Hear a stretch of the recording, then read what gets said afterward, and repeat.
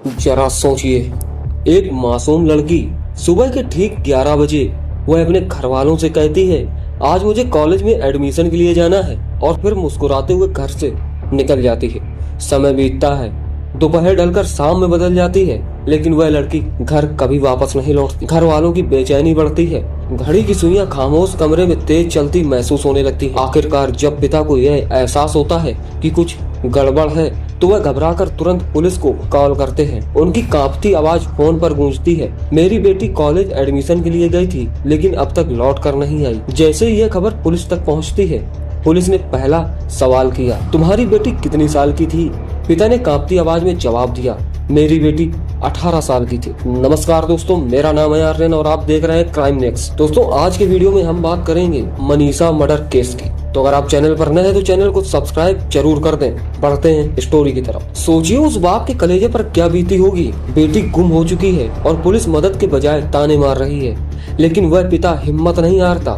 लगातार 2 दिनों तक अपनी बेटी की खोजबीन करता है, गांव-गांव, खेत-खेत ढूंढता है, पर बेटी का कोई सुराग नहीं मिलता। और फिर 2 दिन बाद खबर आती है, खेत में एक लाश मिली है। लाश को देखकर लोग सहम जाते हैं, क्योंकि नजारा बहुत ही खौफनाक था। यह नजारा किसी इंसान का नहीं बल्कि किसी वहशीपन का सबूत था। लड़की की दोनों आंखें गायब थीं, गर्दन मानो किसी धारदार हथियार से रेत दी गई हो, गले की हड्डियां तक निकाल ली गई थी, कपड़े फटे चीथड़े पड़े थे, चेहरे पर तेजाब या किसी केमिकल से जलाने के निशान थे। जब उस पिता ने इस हालत में अपनी बेटी की लाश देखी तो उसकी दुनिया जैसे उजड़ सी गई। यह खबर आग की तरह फैली, पहले गांव, फिर पूरे जिले में, और देखते देखते पूरा हरियाणा, फिर पूरा देश इस दर्दनाक हत्या की चर्चा में डूब गया। न्यूज चैनलों पर यही मामला छा गया। जनता का गुस्सा सड़कों पर उमड़ पड़ा।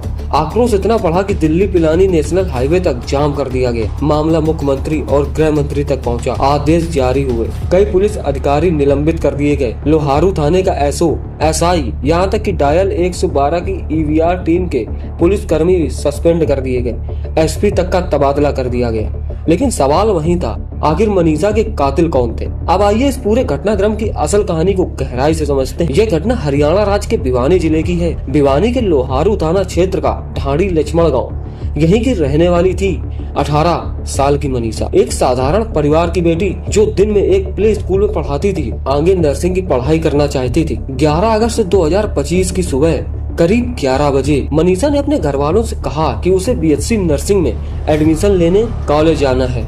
कॉलेज और घर के बीच ज्यादा दूरी भी नहीं थी। घर वाले निश्चिंत थे कि शाम तक लड़की घर तक आ जाएगी, लेकिन शाम तक मनीषा वापस नहीं लौटी। घर वालों की चिंता बढ़ी और पिता संजय तुरंत पुलिस को कॉल करते हैं, लेकिन पुलिस ने मौके पर आने की बजाय थाने बुला लिया। वहाँ भी वही ढीला रवैया, लड़की जवान है, भाग गई होगी। लेकिन सच्चाई यह नहीं थी। 13 अगस्त की सुबह सिंघानी गांव का एक किसान अपने खेतों की ओर गया। वहाँ उसे पहले एक लड़की की चप्पल दिखी, फिर कुछ कदम आगे बढ़ा और जमीन पर पड़ी भयावह लाश उसे देखने को मिली। यह लाश मनीषा की थी। पुलिस ने तुरंत परिवार को बुलाया। पिता ने बेटी को देखा और वो वहीं टूट से गए। पोस्टमार्टम रिपोर्ट में साफ लिखा गया है कि धारदार हथियार से गला रेता गया था। शरीर पर बर्बरता के निशान थे। दुष्कर्म हुआ या नहीं, यह भी जांच का विषय बना हुआ है। गांव वाले और परिवार गुस्से में थे। आरोप लगे कि जिस दिन मनीषा कॉलेज गई थी, उसी समय कॉलेज के पास कुछ लोग नशा कर रहे थे, लेकिन पुलिस ने उन्हें गंभीरता से नहीं लिया। इतना ही नहीं, कॉलेज प्रशासन ने सीसीटीवी फुटेज देने तक से मना कर दिया। पुलिस की लापरवाही साफ दिख रही थी। गांव के लोग अब और बर्दाश्त नहीं कर पाए। हजारों की संख्या में लोग इकट्ठा हुए और हाईवे जाम कर दिए गए। यह सिर्फ एक लड़की का मामला नहीं रहा था, यह न्याय की लड़ाई बन गया था। जनता के दबाव और परिवार के आक्रोश के बाद मुख्यमंत्री ने तुरंत कार्रवाई। एसपी मनवीर सिंह को हटा दिया गया।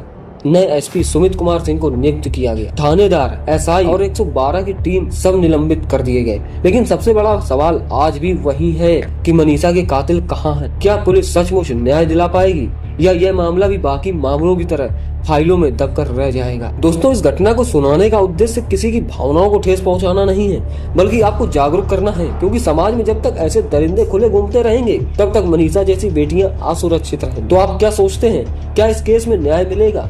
अपनी राय हमें कमेंट बॉक्स में जरूर बताएं। मिलते हैं नेक्स्ट वीडियो में, तब तक के लिए आप सबका धन्यवाद।